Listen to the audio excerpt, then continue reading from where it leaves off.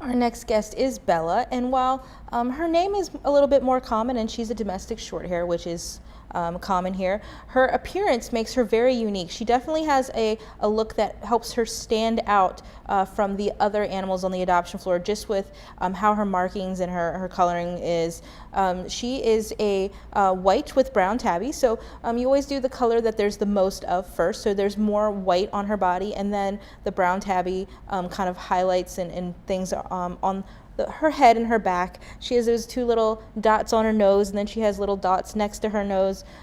Just the way that the brown tabby kind of comes down over the top of her head really makes her stand out when you're walking past. So that's a good thing for her. It helps her, be a little bit more noticed on the adoption floor. She is a 2 to 3 year old cat. She is color-coded orange, which means that she's individually average. I have actually not had a great deal of interaction with her, but when I opened up her cage today to get her out for the show, she didn't run and hide in her cage. She just kind of stayed where she was. She let me pet her. She started to purr a little bit. Then she let me pick her up and carry her out here with no problem. So I think that says a lot about her, given the fact that shelter life can be a pretty stressful way to live for one of the animals in our care.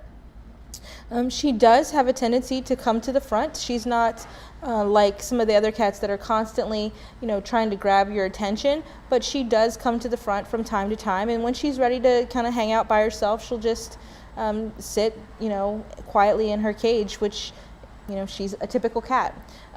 She was brought to us after being owned for only a week, but the person said that they got her from a friend. So I'm not sure what made that transition from I'm going to take your cat to I'm going to surrender it to the shelter. But since they were friends, hopefully the information given is accurate since they've only had the cat for a week. They say that she's been around women and children, that she's friendly, calm, you're able to handle her easily, that she's a lap cat. Right now the vacuum is actually going, and she is fine with that, which is an uncommon thing. Most of the cats here freak out with just the air vent noise. So, she's a pretty solid cat. If you're looking for a cat that's going to be able to handle noises and lots of children and those types of things, maybe she would be a good fit for you. Her adoption fee at Animal Control is $97.50.